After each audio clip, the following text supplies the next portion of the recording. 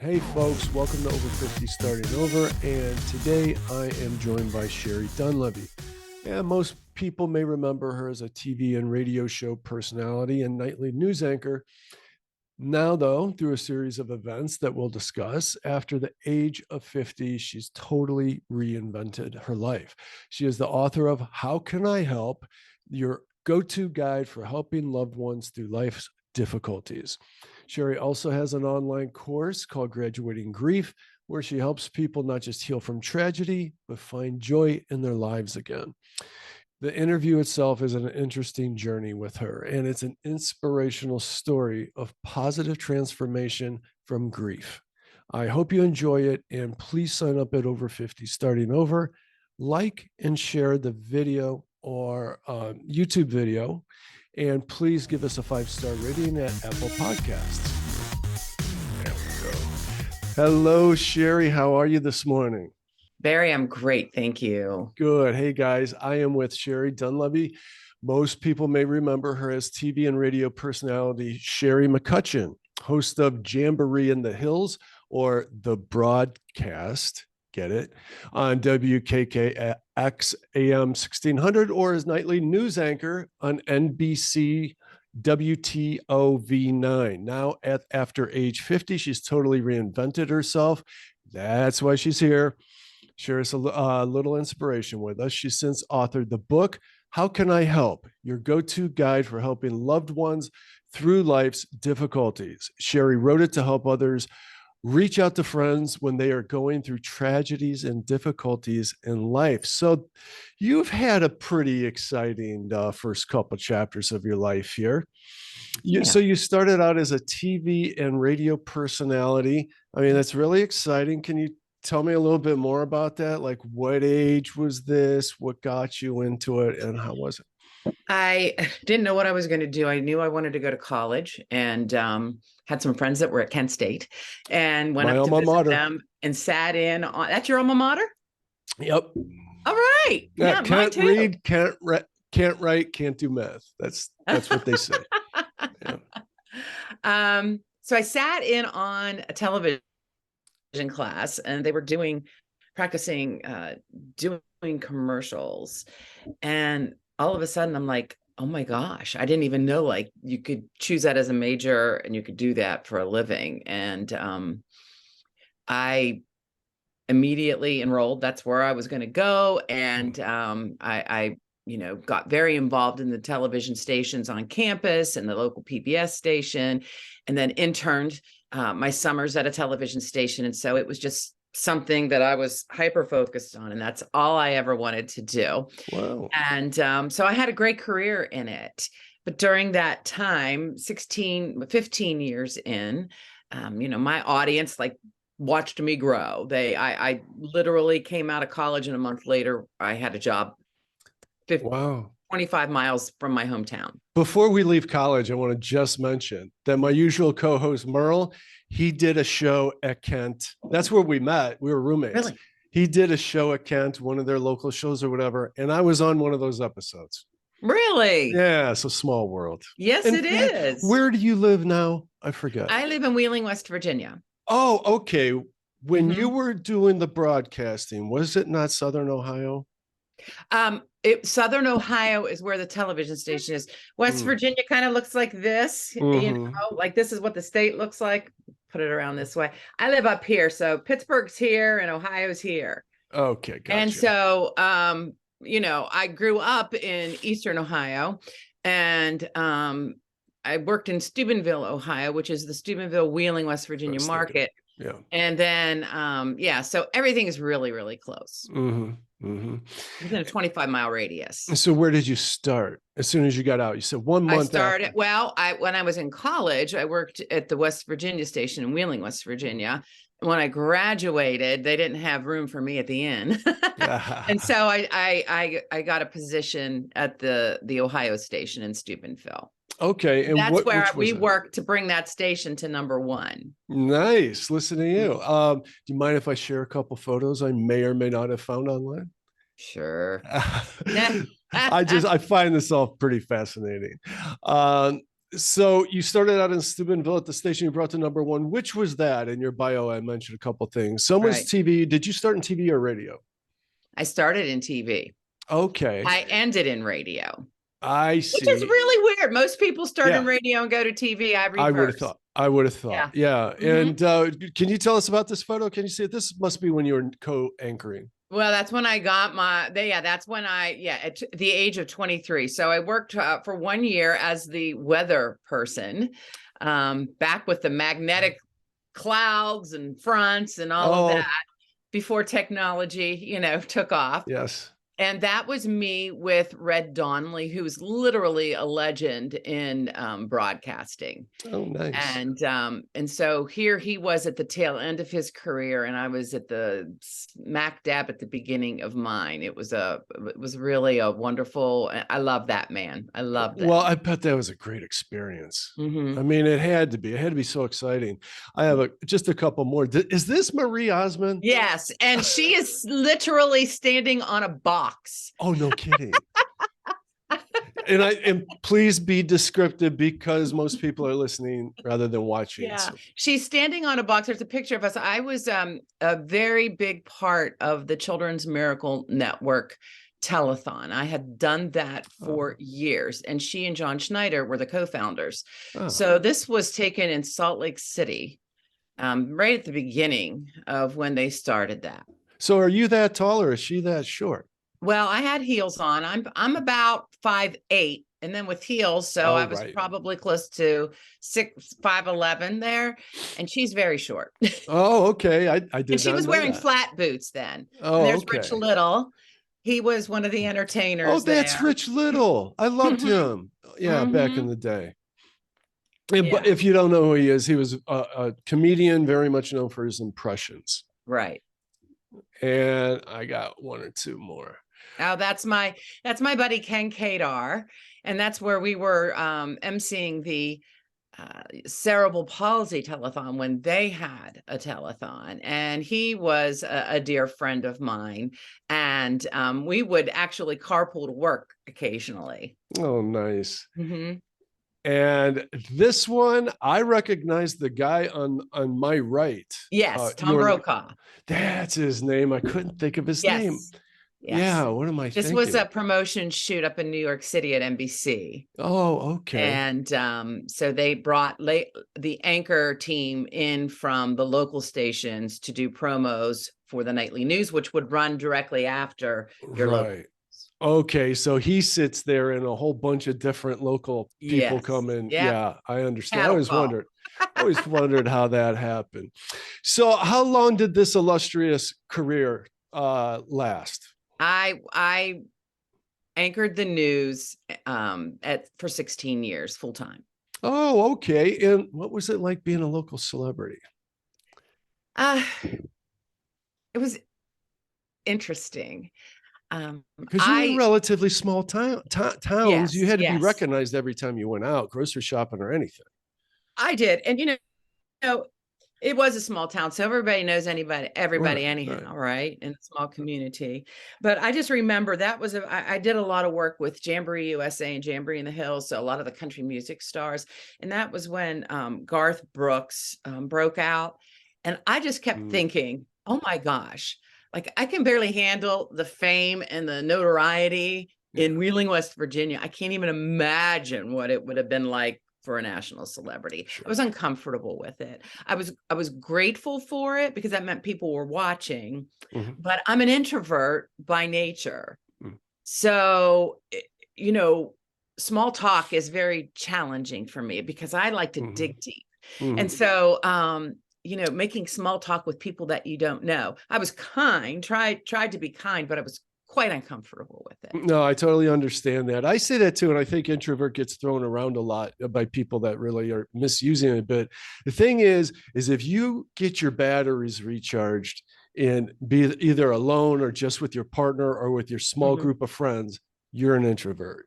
You know, and so to go out and have to be doing this kind of being on and doing the surface talk all the time had to be exhausting. It was, yeah. Yeah. But you know what? I mean, I tried to be gracious with it. They call it a professional introvert. Like you can be Mm, extroverted when you need to be. yeah. But yeah, it was, but it I is did. what it is. And I'm grateful for all of it. I'm sure it took me a long time, but I learned social skills. And Yeah. I basically, in a nutshell, I've talked about it on the podcast before, it's listening. It's active listening. So you ask somebody a question and then they go, oh my God, this person's interested in me. And so they tell you something. And then you ask a follow-up question based on what they just told you. Oh my God, they're listening to me. And then they think you're the best conversationalist ever. And you're an extrovert. Right. It's that easy. It really is. It is. And the funny thing is I made a living of asking questions. So it misled a lot of people, but I was in control Yeah. that Yeah. way. Yeah. Totally get that. Totally get that. All right. So, how did things transpire? Why did you leave your career, which sounded absolutely dynamic and fun? And I'm not sure what came first. I know how your life has unfolded. I've done my research, but I'm trying to lay it out there for the listener. Okay. I'm not sure what came next. Well, like I said, my audience watched me grow up. There were pictures of my engagement on the television. There were cameras at my wedding. After I gave birth to my son Trey, the cameras were there with the whole news Wow. team holding him. I mean, they were a part of my life. And so when I was pregnant with my second son, um, we had challenges from the very first ultrasound that we had. We knew that there were a lot of challenges, which takes me back to the Children's Miracle Network, because I made friends with some of the highest profile pediatric physicians in the country, right? From all the work that I had done with that telethon. So when I called my friend who was the chief of pediatrics at WVU Children's Hospital at the time and told him what they told me, that our baby had something called a diaphragmatic hernia, I was expecting him to say, okay, here's our game plan. This is what we're going to do. You're going to be here, blah, blah, blah, blah, blah. And instead, the phone got silent.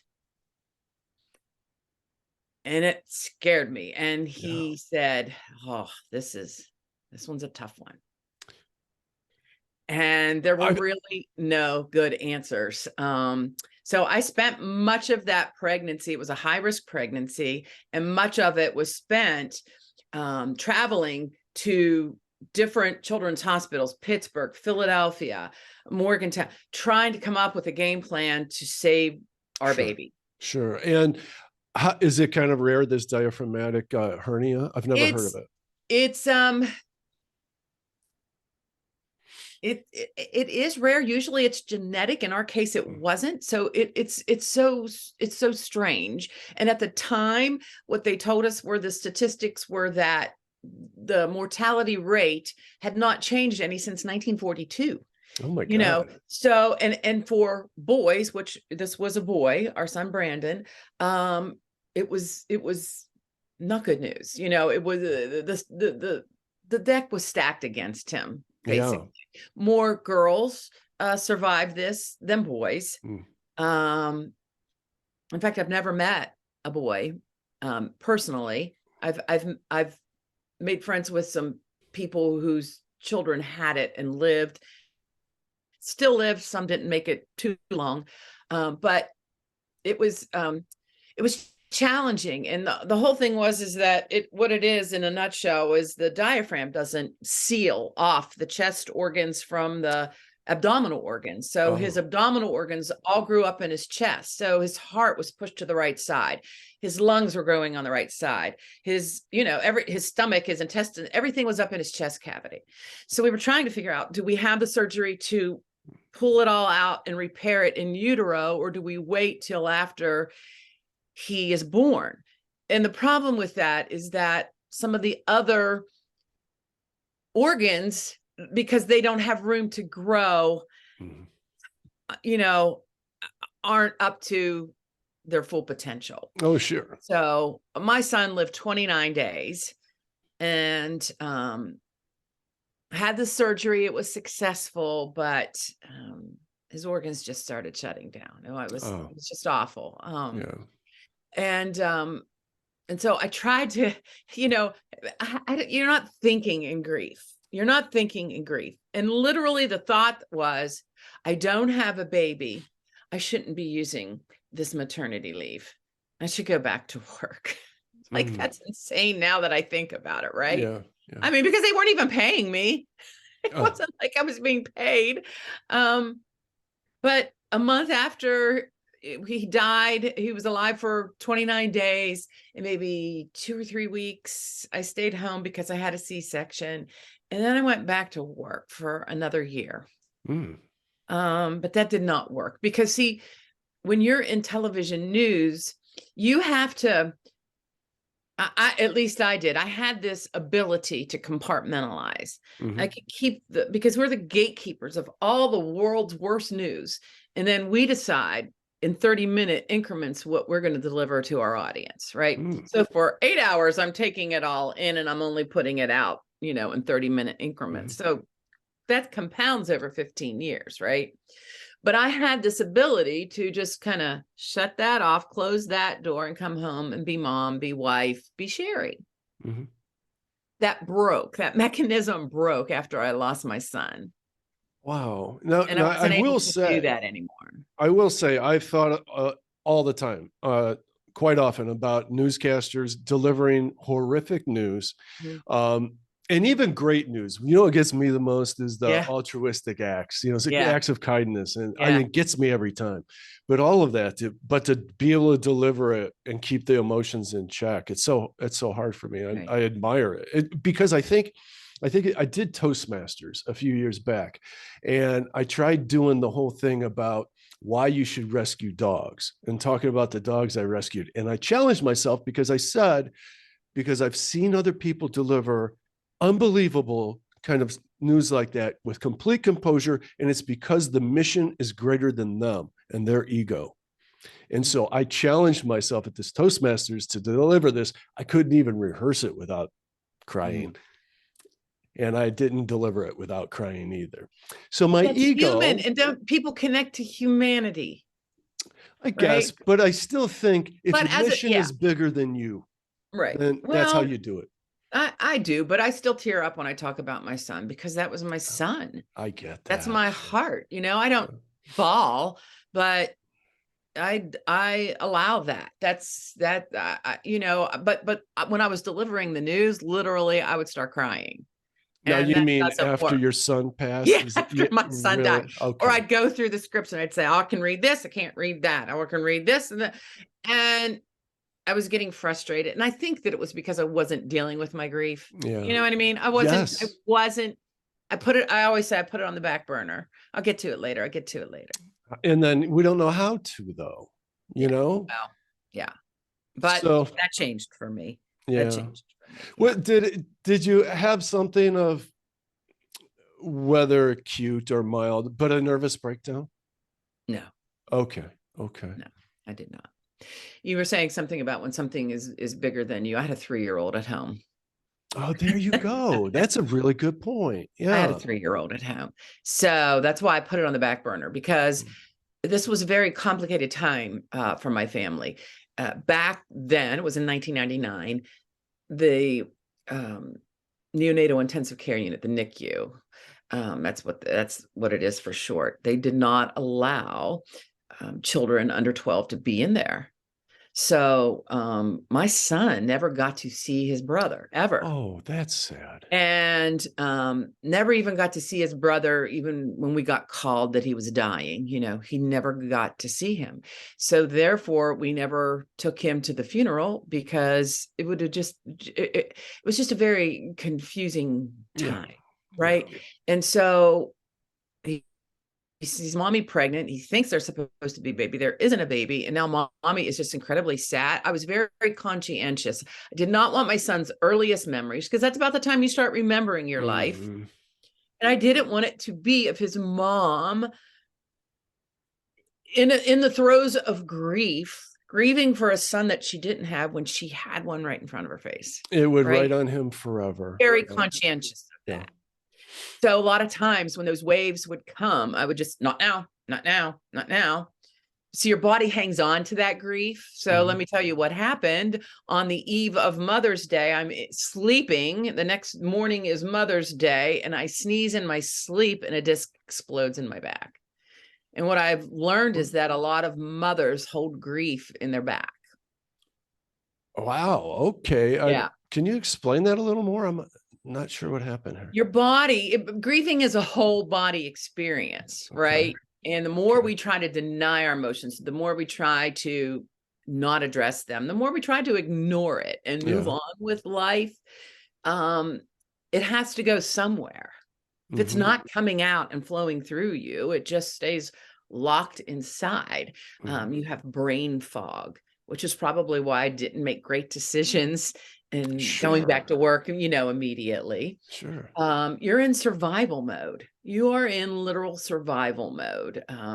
You've been traumatized in some cases, especially if it's mine wasn't a sudden death, but we still had hope that he would be alive. We were never given a terminal diagnosis ever, which is different because if you're given a terminal diagnosis, that's something that's called anticipatory grief. So you're anticipating, is today going to be the day? You prepare yourself. You know what I mean? And so you're mentally, emotionally trying to prepare. So you're grieving all along, but we weren't grieving.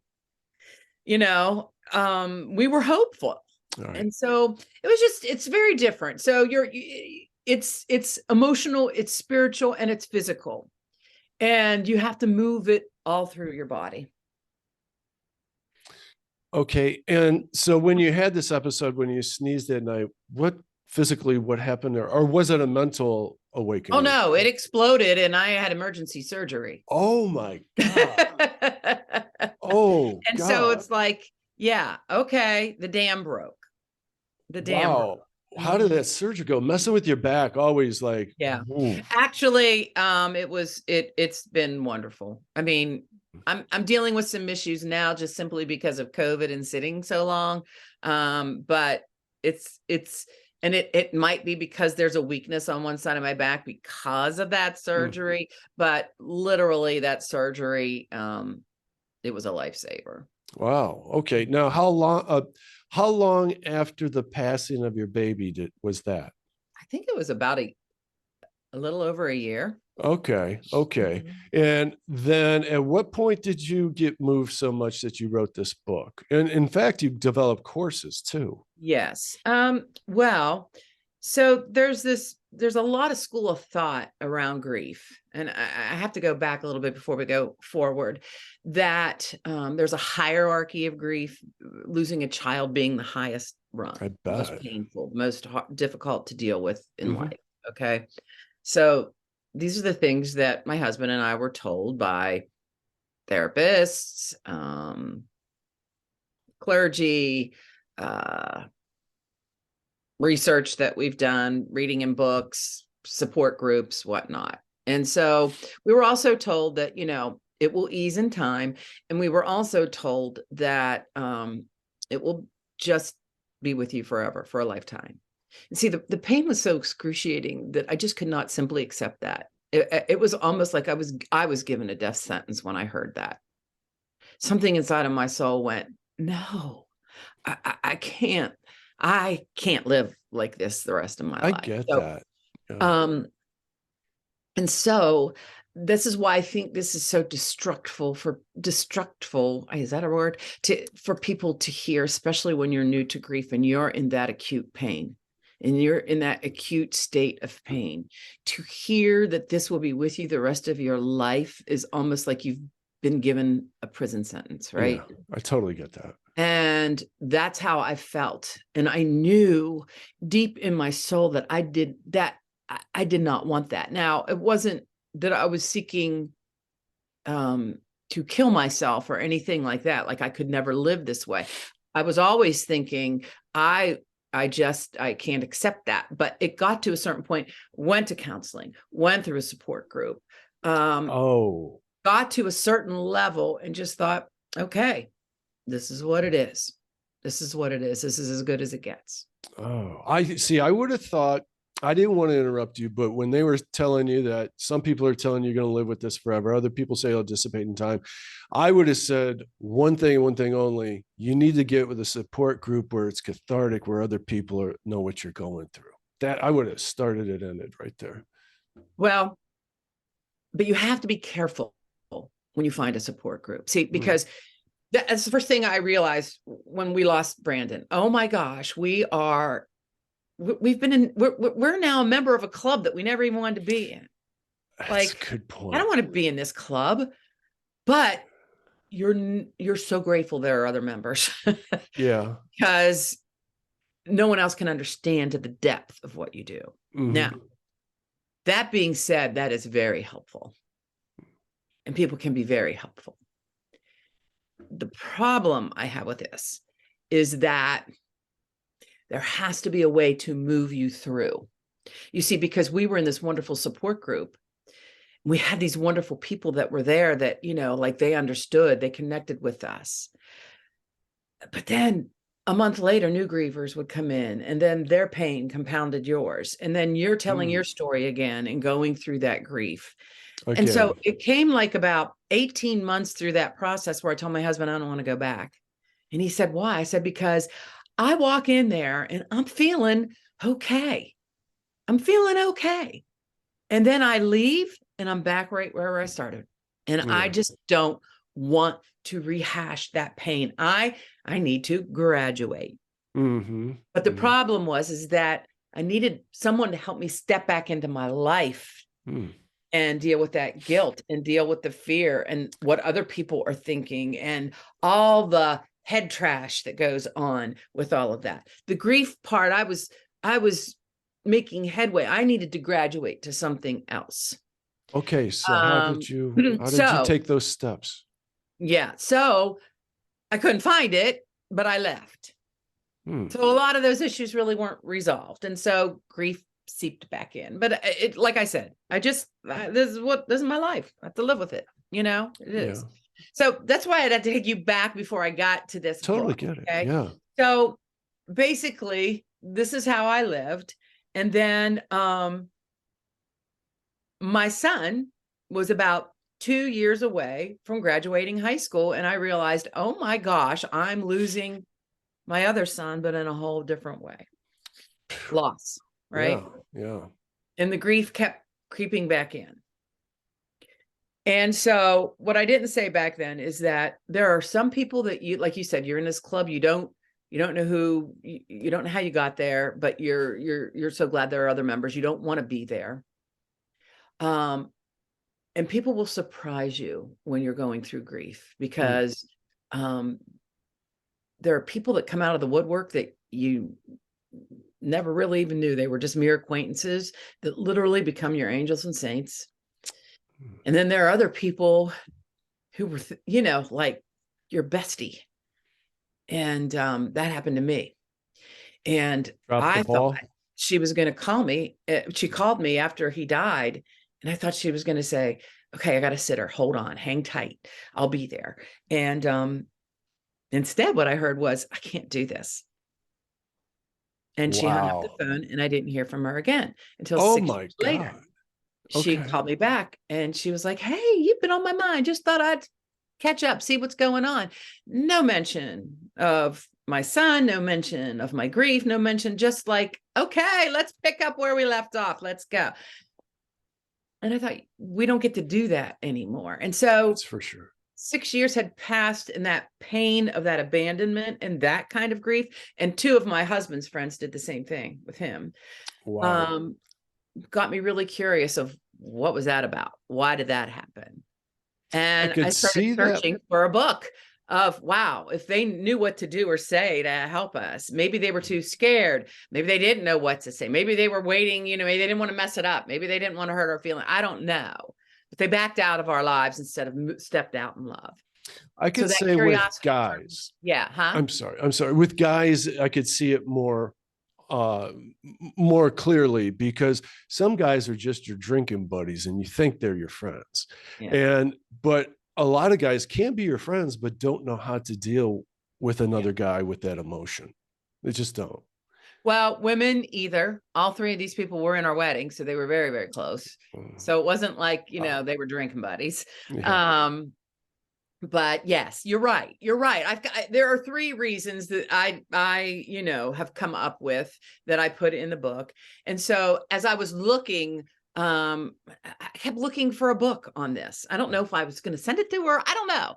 But every time I kept looking for the book, I would get this calling, and it would say, Sherrie, you're not going to find it. If you want this book, then you need to create it. You need to write it. So that was the first, I call them spirit strikes.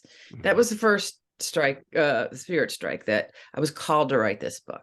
So I thought, I'm not an author. I don't, and I'm not an expert by any stretch of the imagination. But I was a reporter and I can interview people. And so I searched out people from all walks of life who have had the same thing happen to them, whether it was through the death of someone they loved, or once they got divorced and they lost friends or family members, or they lost their job, or they were diagnosed with cancer. Oh, it's big with cancer. It's almost like people feel like it's contagious.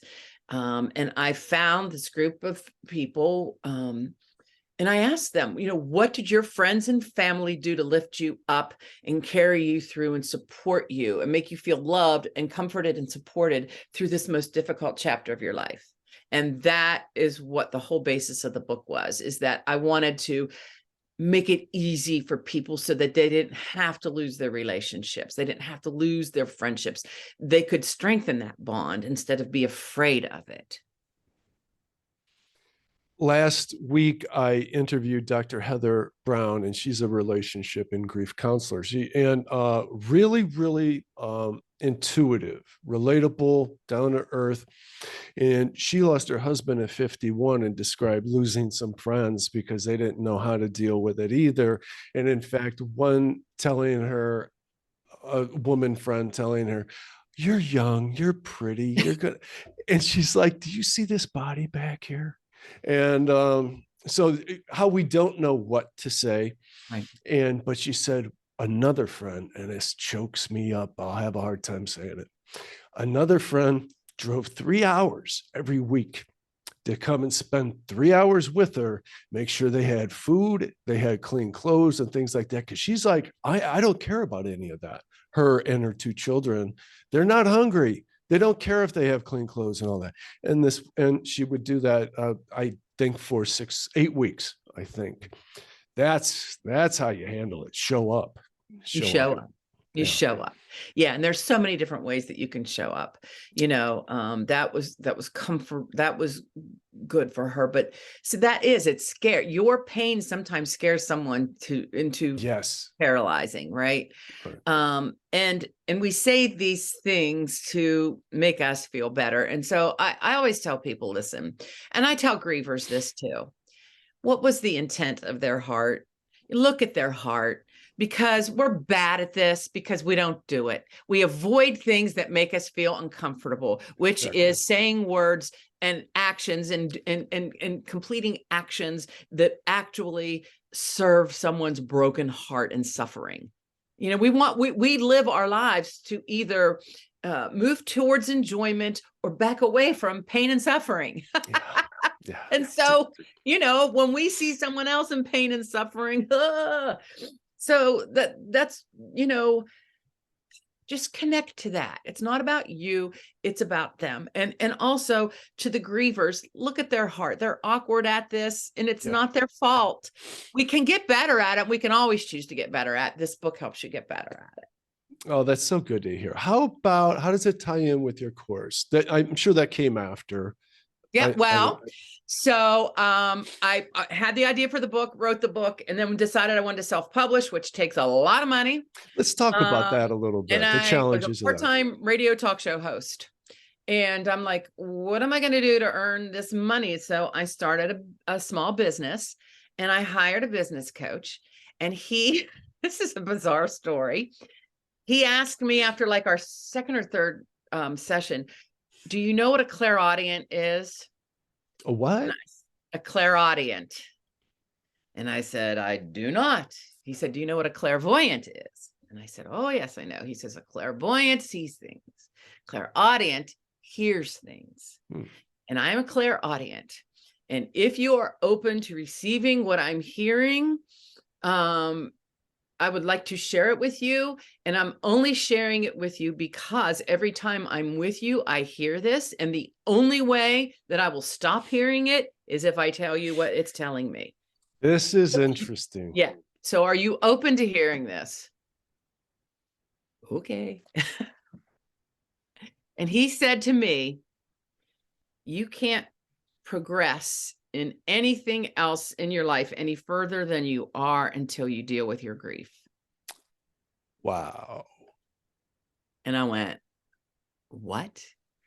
Who have you been talking to? Because this guy was in California, in Beverly Hills. Oh. I was doing this coaching over the phone. I said, who were you talking to? He said, what do you mean? Because I didn't have a website. I didn't have any of this stuff. And I've never posted a picture of my son, Brandon, ever posted a picture of him on social media. So you can't find one.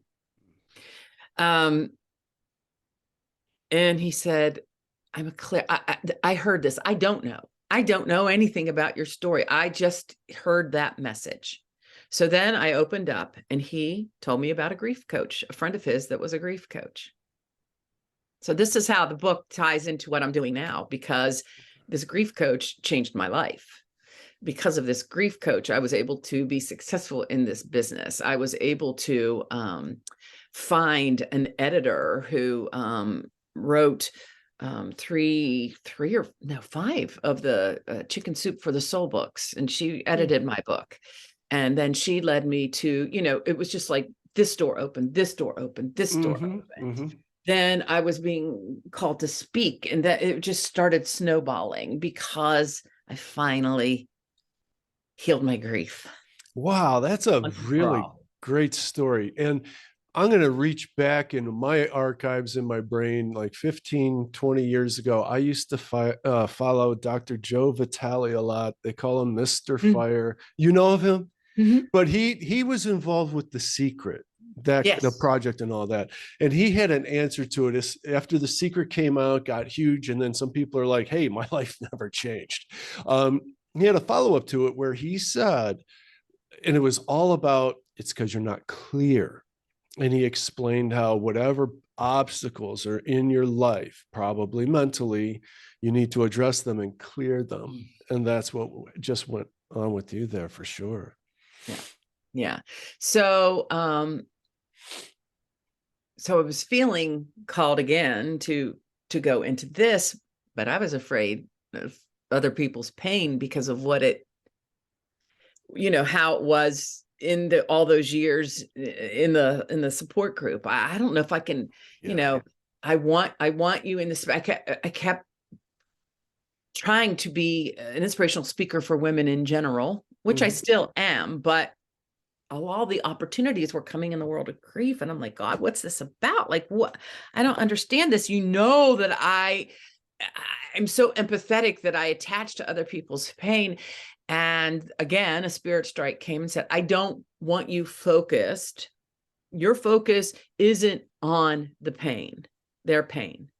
Your focus is shining the light on hope and healing. You are to be like the guide. You are supposed to say, I have been here. I have traveled through. Here is the light. Here is the way. Let's go.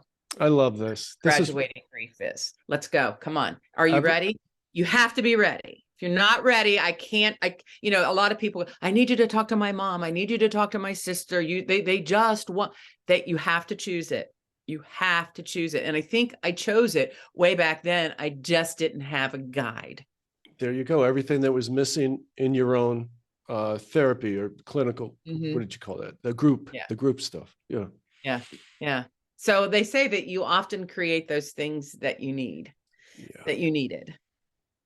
That's what I need. So that's what I do now. How long ago was that when you started the course? How long ago was that now? I started at age 50.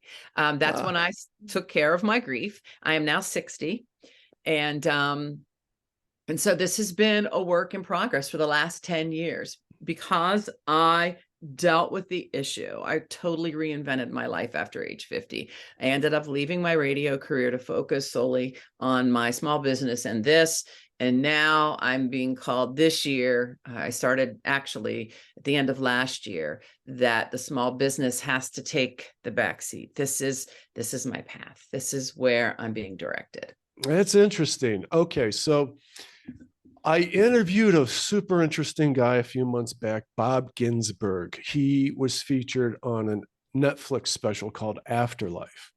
He lost his daughter tragically in her teens, I would say, late teens, I think. And he couldn't deal with it. And he was a hardcore skeptic of anything about afterlife and stuff like that.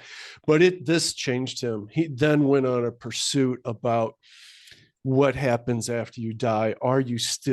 Is there something still there? And because he couldn't accept the fact that there was nothing, no connection. And so he started seeking out mediums and things like that. We talked a lot about that. And he then, much like yourself, developed retreats and courses for people to help them deal with their grief. And even he now certifies mediums, because that was such a all over the place kind of a thing. And only about 10% actually move through and get certification with him. And many of them join him on these retreats where these grieving people, couples, mothers, fathers, can get some catharsis with a feeling that they're reaching out to their loved one, they're deceased.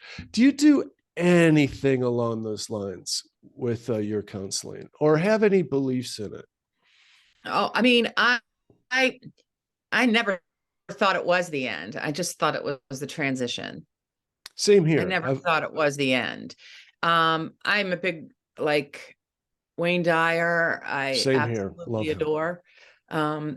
This is where I'm going to get teary. It's okay.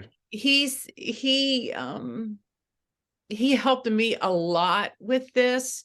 He says he has no use for grief, but I literally feel like I have a beautiful story to tell you if you have the time. We got all the time in the world. I my husband and I got a card after my son died, and it was from a woman who was a neighbor of my in-laws. And she said, it said something to the effect of, your son in his brief life brought so many people to their knees to God on his behalf, that he's probably brought more people in his short life than most people have in years of living. And how blessed you were to be his parents. And that card literally changed my life, because I thought, whatever he was called to do on this earth, he did it. And then he was called back. Yeah. And if he could do that without leaving an NICU, without anyone meeting him, without him accomplishing any goals, without him doing anything, just but being him, then what was I, because I was almost 38 at the time, what was I doing with my life? How was I living my life? So it caused me to take a look at the impact. So that's why I always say every life matters, and every life makes an impact. And Brandon lived 29 days, but his life is still impacting people today. And so I want to make sure that I live my life so that it can impact as many people as possible. So that card changed my life in that way. But it also adds credence to my book, that the smallest sentence and reach out of love and hope can be all that you need to do to change someone's life, to change it around for them, to be that spark to say, oh, wow, I am his mother. How proud I am to be his mother. And I want to live my life now to honor that gift that was given to me. You know what you just answered? The most confounding question probably of mankind, and that is the people that will say, how can there be a God if he would let a baby die? Yeah. You just answered it. Yeah. Yeah. But we have a choice. It would have been so easy to, like people say, you're the strongest person I know. I could never get back up. I could never get back up. Um, you have a choice. I knew that I did not want to stay there. I always tell people, you can lay, and if you lay, you decay. Yeah. And I had a story. I befriended a woman who lost her daughter in a flood, and they couldn't find her body for days, and they finally found her body. And then like 3 years later, I'm doing another story on the news, and it's about a woman who was found dead at the riverbank, and it was this mother who took her own life Oh. at the place where they pulled her daughter out of the river. And I remember when Brandon died, the first thought that came to my mind is, I can't be her. I will Mm. not be her. So we live our lives, and it impacts people. You just have to decide, you have to really think about that. I did not want to be her. That was not an option for me. So how do I move through this? I'm not going to kill myself. I'm not going to take my life. I don't want to live in this constant state of despair. So I've got to choose something different. But it's easy to be there because everyone is, how could you get back up? Of course you lost your child. I could never live if I lost. And I could have stayed there, but I did not want to be defined as that. I don't define myself as a grieving mom. I say bereaved mom, or that I lost my son, because Brandon's life and death, although it is a part of my life, it is a painful chapter, but I get to continue to write these chapters afterwards. Everybody does. Beautiful. Beautiful. Mm-hmm. Does that make sense? It makes all the sense in the world, because even when you went back to the group classes that you started, there was 18 months later, you're like, I don't want to make this my identity. No. You had to graduate. No. And Right. that could just envelop you. At that point, you're just accepting depression as a way of life rather than moving on and making something from your son's death. And you made something from that. You took the, actually, I don't want to say a gift, but you were given a chance to make a choice on what to do with it. And you took a brave choice about moving forward. Thank you. And sometimes I think, well, is there any other choice? I realize, yes, there is. Yes, there is. There is a choice, and many people won't choose it. I think that's the most frustrating part for me. I truly believe that each of us were born to make a difference, to make an impact, to have an impact. We don't have to necessarily have a purpose, but we can live every moment with purpose or on purpose. And to not choose to move through this, because these are the things that can truly transform your life. I truly believe we are spiritual beings in a human body, having a human experience. And Agreed. it's these things that transform us the most. This is your PhD in life school. It's a test. Yeah. Pass Moving or through fail. this, right? Agreed. Gary Zukav uses the word life school a lot. Do you know Yeah. Gary Zukav? Mm-hmm. He made a big impact on me. Mm-hmm. Great guy. Yeah. Can I ask you about your spirituality beliefs? Sure. Divulge what you like, keep what you do. People are sensitive about it. Catholic, and I still identify as Catholic. The mystical side of Catholicism, the mystery, the spiritual. Mm-hmm.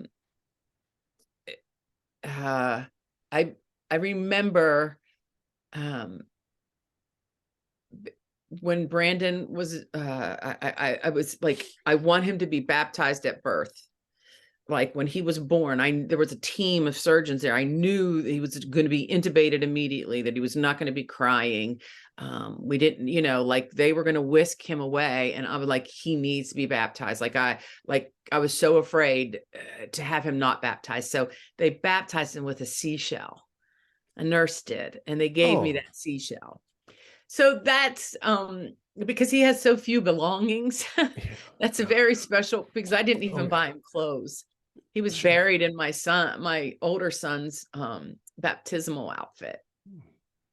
because I didn't buy him clothes because I was so afraid. I was afraid that would jinx it, right? Yeah. Yeah. So, the few possessions that I have are in a shadow box. That's the one thing I would save if I was in a fire.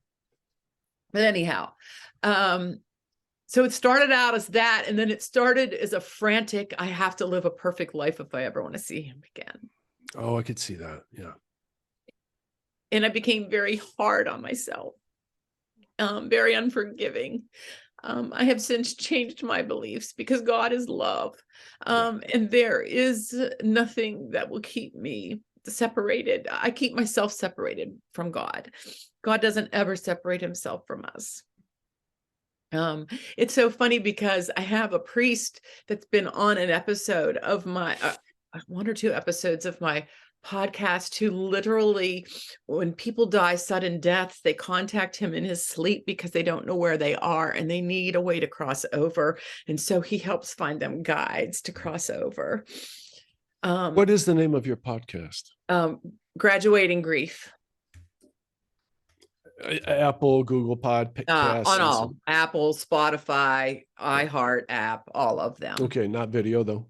Well, I have them all video recorded. I'm going to upload them probably to, I guess you can upload them now to Spotify. So I'm going to do Yes. that in YouTube. Yes. But anyway, so I've become much more spiritually connected.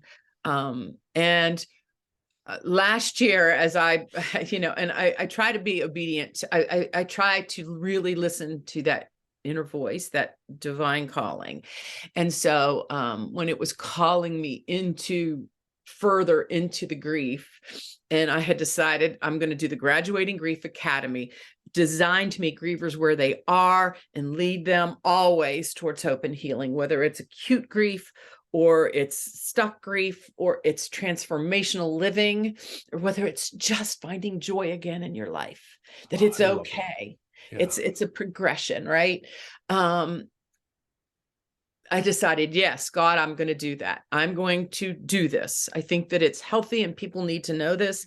Okay. And the year that I launched it, I lost my dog, who was like my substitute baby, I know all Ollie, about that. Yeah. which will be 2 years next week. Then my dad went into the hospital for 6 weeks and he died 2 days after my birthday. And then 4 months later, my best friend just went to take a nap and never woke up. It's a good All way to these go. things happen. Boom, boom, boom, boom. And I'm like, oh my gosh, I'm creating something to heal others. And look what's happening to me. But I used those tools to help me through that. And I think that that's where it's so important that people can see me and how I'm living, and honoring those moments and saying, you know what, just because you graduated your grief and you're not living in that pain of suffering, I want to help build you up strong enough so when those waves of emotion come over, you can still be standing. Yeah. It doesn't knock you off your feet and have you struggling to find breath and air and survive, that you can say, I can withstand this. Yeah. I'm just human, and that's human emotion. So it's been a progression of getting to this space, but almost having to realize why I'm there. Mhm. Because and being relatable. I'm now no longer 23 years removed from painful chapters. It's fresh again. It's We're fresh at that age. We're all Yeah. facing it on a regular basis to some extent. Yeah. Yeah. And the beauty is what I teach you, the tools I give you, you can use moving forward on anything. Use the same process to move through that. And any of the things in your past that you haven't healed from, you could go back and you can use these tools and move through that. Hey, do you have an audio version of that book? Of how can I help? Yes. Yes. I do not. And the thing is that I've had the opportunity, and people like, I feel I should be the one that does it. Oh, for I should sure. do the audio Sure. version of the book. And I haven't. I just haven't looked into it enough. I'm in the process of contemplating whether I want to write another book, the whole graduating grief philosophy. I'm sure that since writing your book and developing your course and conducting your course, that it has evolved and transformed. You do have another book in you, I'm sure. Yes, but that's all. Oh boy, I mean, it's it's all right. I'm open to it all. I'm open to it all. Well, I haven't looked up the statistics, but I would bet you that you would open up 65% more of an audience if you do the audio. People are just so used to it now. And Yes. we're listening to podcasts and stuff. So we don't want to sit around and Well, I will tell you one of the main reasons why is that it's a go-to guide for helping loved ones through their difficulties. So basically, it tells my story at the beginning as to why I wrote the book. And then it goes into each chapter: death, divorce, diagnosis, job loss, whatever. And it intertwines people's stories of what has happened to them. But then it's like compiling a list. Here's what you can do. Here's what you can say. Here's what's helpful. Here's what's not so helpful. So, and then there's room to make notes. So really its purpose is almost like a workbook, yes. more than it is, well, I guess it is an instructional manual, so to speak. I guess it could be. I've always just thought, I don't know if people would enjoy listening to it. No, I understand. Now that you explain it, it's more like a workbook, but I have listened to workbooks where people say, Yeah. okay, now shut this off and take these notes, Yeah. and Yeah. write out these things. I still would encourage you, just because I think you're going to open up to more of an audience than you already have, because I know how I am and a lot of other people. What kind of, if we want to call it success stories, but what kind of stories do you have about people that have gone through your course? I always thought that I was going to be working with women, and that's where I feel like I have a heart. But a man contacted me and asked me if I would coach him through it. Oh man, I usually work with women, right? Working with this man, it was probably one of the most meaningful experiences of my life, How so? because he was willing to do the work, willing to do the hard work. He didn't shy away from it. And he would come back like I was expecting great results after, the 8 weeks of our time together. But after week 1, he came in and he was smiling. Wow. And after week 2, he was like, I haven't, he was describing things that were happening, and that's not happening anymore. Like, I can't even believe this. And by week 3, he's like, you are changing my life. Wow. You've changed my life. And I'm like, I didn't change your life. The work has changed your life. You committing to the process and doing the work has changed your life. But thank you. I appreciate that. But it was so exciting to see that if you commit to doing what I'm guiding you to do, it will work for you. I was so committed to this process when I did it. I was all in, 100% all in. And that just solidified it. If you are all in this process, it will change your life, because it changed mine. And I saw that happen with him. Also, what has surprised me about this, I worked with a woman who came to me because her son just died, right? And when we came in and we started doing our work together, we realized that sometimes what you come in with and what you need to heal are not the same thing. She needed to heal a grief from 20 years earlier,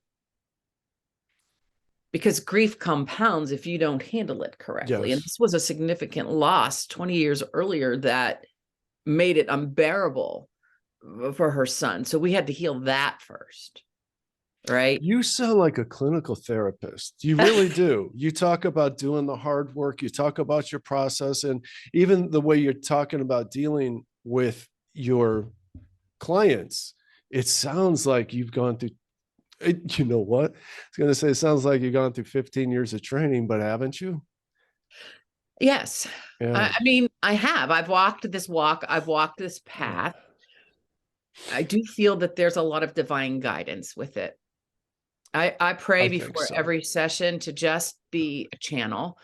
a conduit, right? It's not, that's why I say it's not me. I was chosen to do this work, but it's not me. It was one of the most meaningful things that one of the surgeons said to me when they were, talking to me, when Brandon was in the hospital, is that like God works through me.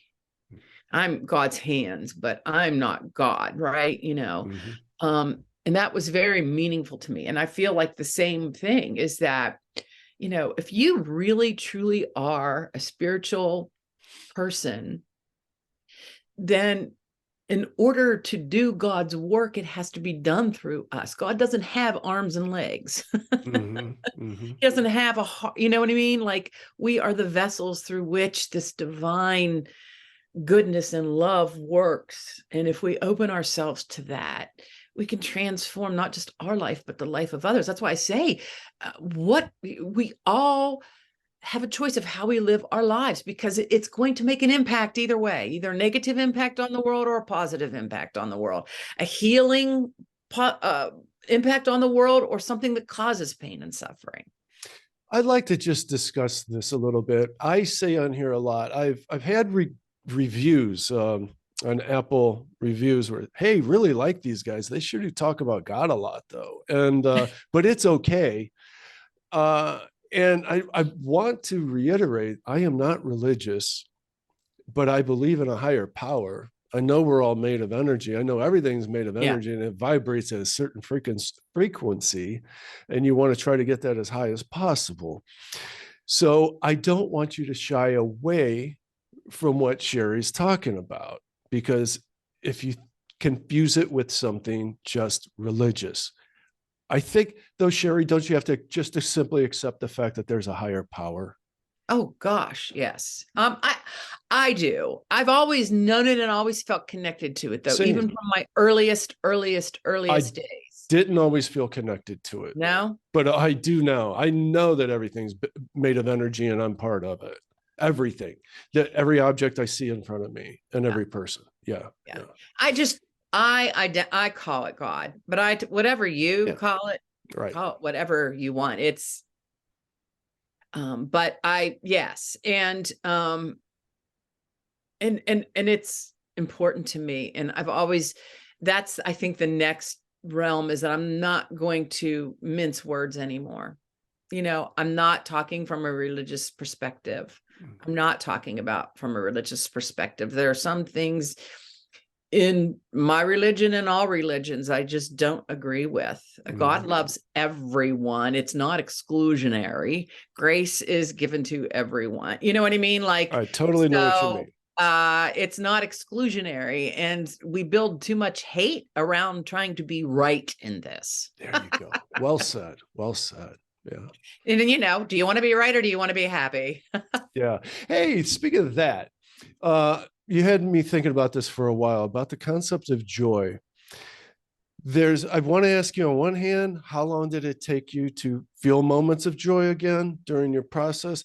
And on the other, isn't there something about having to find a way to let yourself feel joy again because you don't think Yeah. you deserve it? Is that correct? Yes, absolutely correct. And it's almost like the first time that you laugh Yeah. after that, it Guilt. startles you. Like, I don't remember specific. I remember the feeling, though, of I shouldn't be doing this. How could I be laughing when, and I remember specifically being like, there are things in life that this isn't important. Why are you doing this? Like, I remember being in the hospital and thinking about losing my baby weight while my son is dying. And I'm like, oh my gosh, how could you even go there? Like, I was chastising myself for that. Right. Like, so there are these things that happen in your life that, like, none of these things matter, but yet for somehow they creep in. And so that's the first thing of, like, you can't be doing that. You just lost your son. And so you start that chastising, right? Sure. Then you move to, I do want to laugh again, and it feels good to laugh again, but what are other people thinking about? Right. Because then we worry about, and then they say, who are they? They say you shouldn't make any major changes within the first thing. They say that you should, well, who's they, right? I can say that now, but then I wanted to make sure I was doing everything right. Yeah. I'm a rule follower, right? There are no rules to grief. That's the problem. You didn't have a structure, Yeah. know? And Yeah. so you just feel like out to sea. And the funny thing is, you said you feel connected to everything. You feel connected to a higher power. Every time I go through grief, I have noticed this about myself. I feel more disconnected than I ever have, and I have to find my way back to source. I have to find my way back to God. He's not abandoned me. I just have sealed myself off from him. Do you do it through prayer? How do you do it? I lose the ability to pray too. I lose the ability to pray. I don't know how to pray. I don't know how to pray. Yeah, like when you're lost in grief and guilt. Okay. Because your mind is everywhere, and it's trying. It's trying. This is what happens. It's trying to make sense of the senseless. Yep. And oh my gosh, your brain and your ego can't handle that. Right? No, for sure. And ego's trying to find that inroad. I want the answers. I want the. And yeah. And so I still, I'm not perfect in this at all. But yeah, so yes, finding your joy.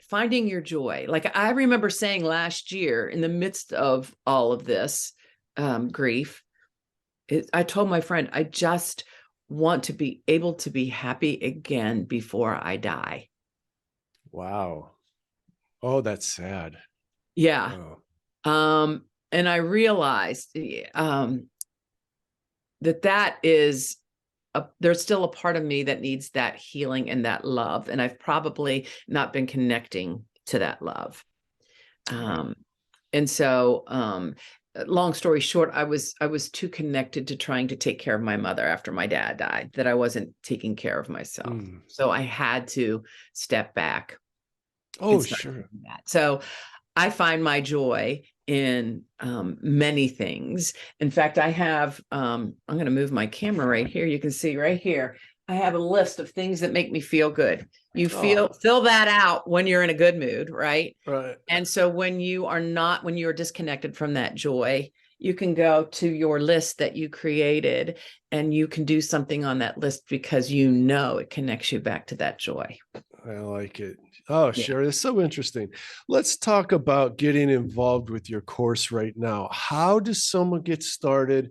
What should they expect from it? And about how long does it last? And if you want to talk pricing, that's up to you. Oh, well, I offer two things. First is self-guided.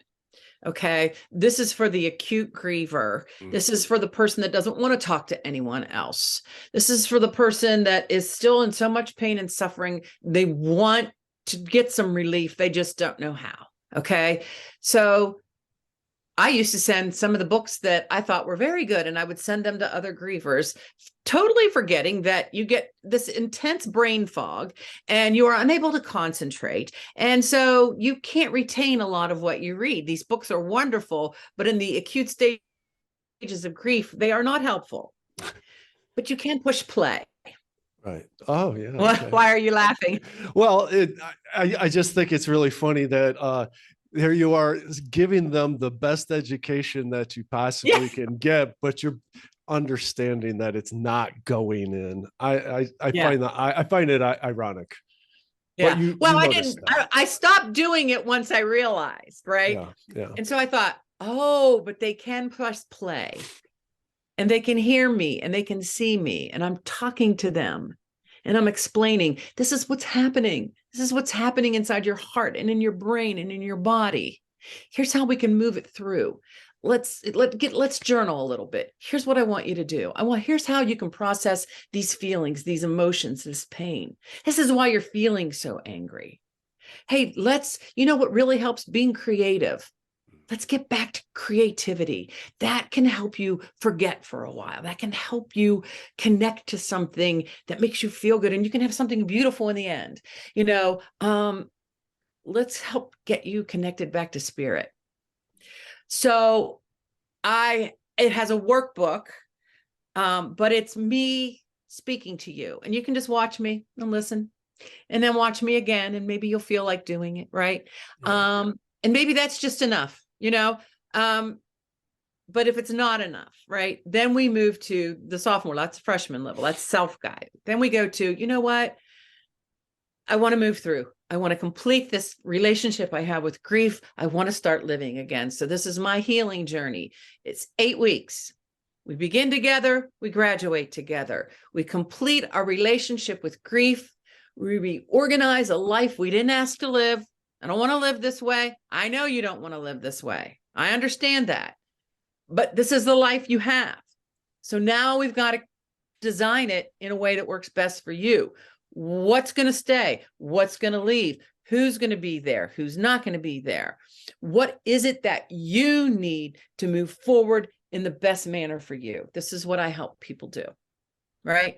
Then, and that's 8 weeks. And that's why it's starting January 10th. I'm starting another session January 10th that will end February 20th. So these are live sessions. These are like webinars. Because I thought Yes, they were pre-recorded. I do in person, but this one is, we all meet on Zoom. Okay. And we have the support of one another. But the beauty of this is, because grievers have to tell their story. They have to process their story.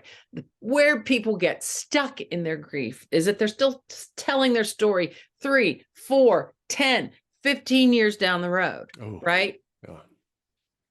We tell our story at the beginning, and we transform and change that story towards the end. We don't ever revisit that again with each other. It evolves. Now we've shared it. Everyone knows where we are, what we're about.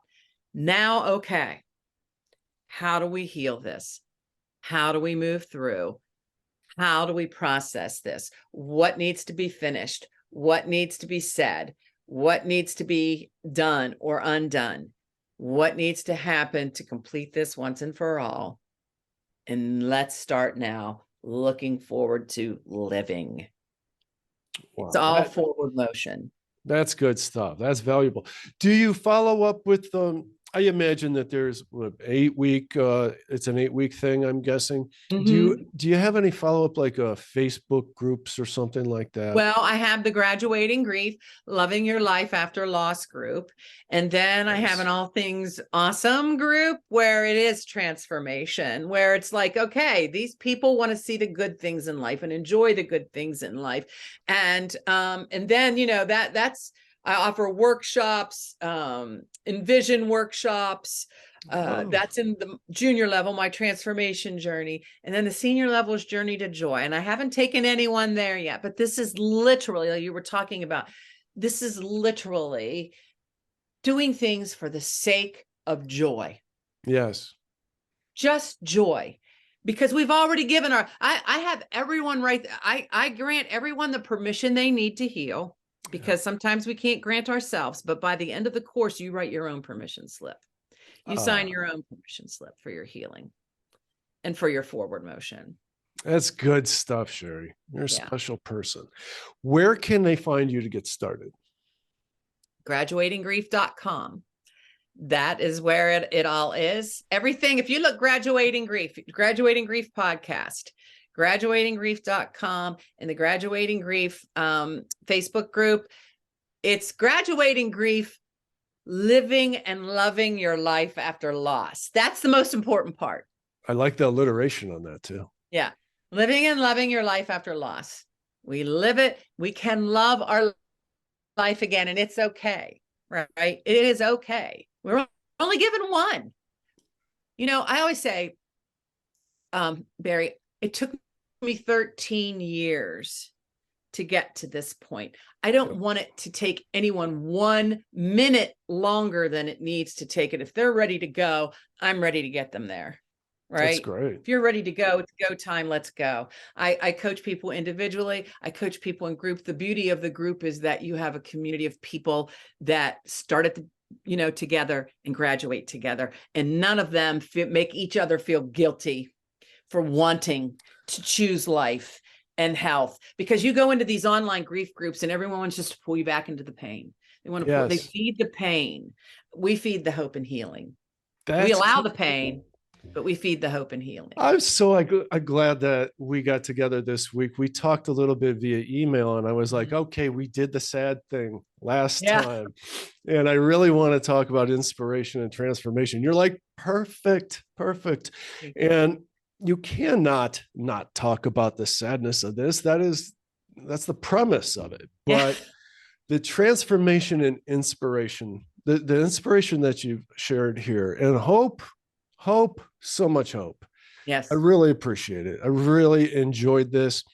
And guys, I want to just mention, if you want more of this, go to over50startingover.com, sign up there. You'll get it all to your email box as it happens.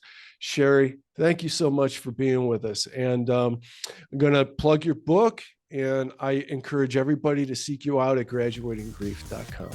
Sherrie, it was a delight to talk with you today. Thank you for the opportunity. Thank you. Take care.